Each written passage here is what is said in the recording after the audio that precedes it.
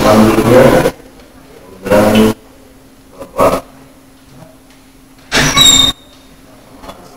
yang maju nanti kecil yang terbelakang.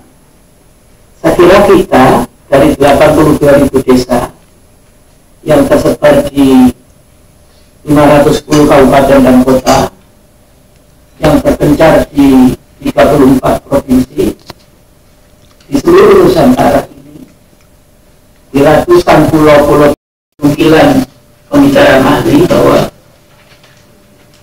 intinya stabilitas politik itu terganggu, termasuk juga desa tidak dipandang sebagai awal pembangunan strategi pembangunan selama berpuluh-puluh.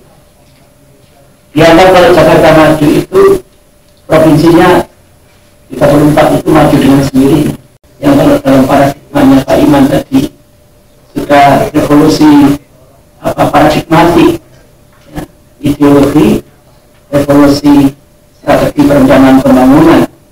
Saya termasuk orang yang gembira dengan itu. Nah sayangnya undang-undang ini mau tidak mau, karena dalam tataran negara itu dia written procedure, hal-hal yang tidak tertulis itu dianggap tidak baik atau tidak bisa dilaksanakan. Kan mestinya harus ada yang dimasukkan penjara kalau formal rules. Tetapi di kawan-kawan Papua pedalaman itu hanya cukup kesepakatan antara keluarga dimediasi oleh pimpinan lokal, kemudian dia bersepakat apa yang membuatmu bahagia. Tetapi kita harus bersatu. Ringan sekali, tapi mungkin bagi formal rules itu tidak masuk akal. Tetapi yang tidak masuk akal itu hasilnya juga tidak masuk akal. Tujuan hukum itu keadilan dan merasa semuanya terlindungi. Memangnya kita harus membunuh lagi orang, memenjarakan lagi orang. Kita di situ pasti ada desa.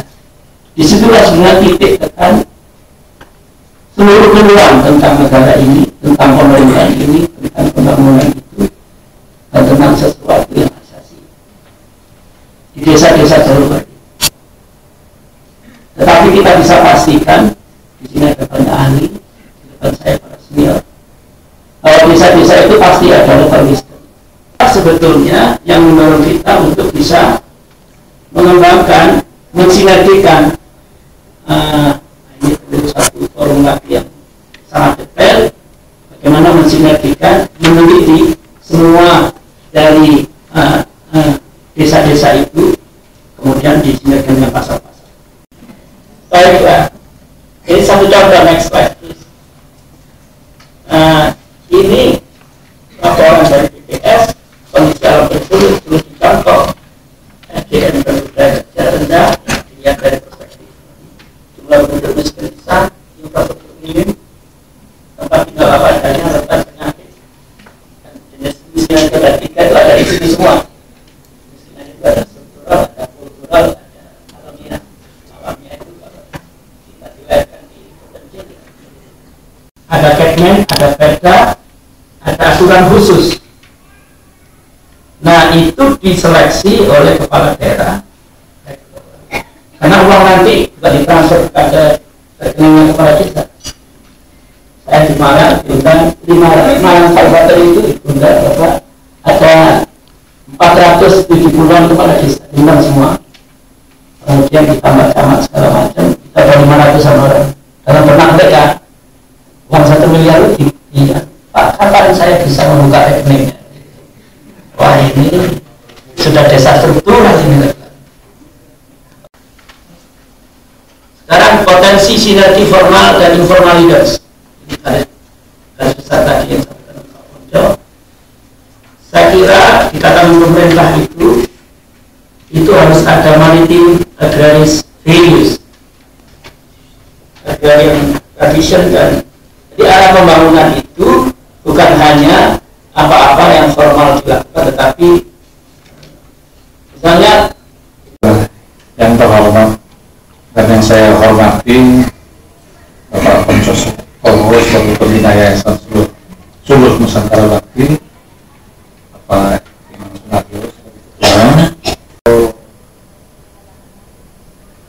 menjelaskan adalah Kepala Pelaksanaan Harian Badan Koordinasi Keamanan Laut. Nah, ini mungkin bisa menjawab tadi apa yang disampaikan oleh Bapak Pondosowo bahwa kita banyak sekali instansi atau institusi yang bergerak di bidang kelautan.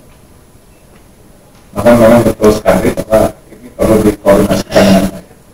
Sehingga pada saat ini Bapak Kamal lah yang menjadi koordinator dari 12 stakeholder atau pemangku kepentingan baik kementerian maupun badan-badan yang ada di pemerintahan. Ada kepemimpinan militer, kepemimpinan perusahaan, belum lagi kepemimpinan lainnya yang sebetulnya sangat luas kalau kita bicara. Ada lagi yang membedakan antara pemimpin dan manajer.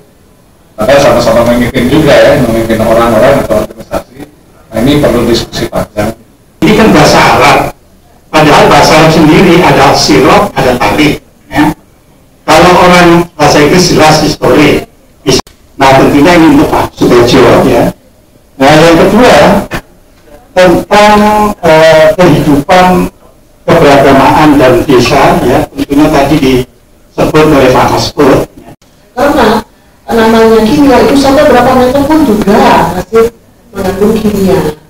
Setelah itu dia paham dan dia menanyakan begini, Bu, saya ini sedang susah. Saya ini waktu mau bertani hutan.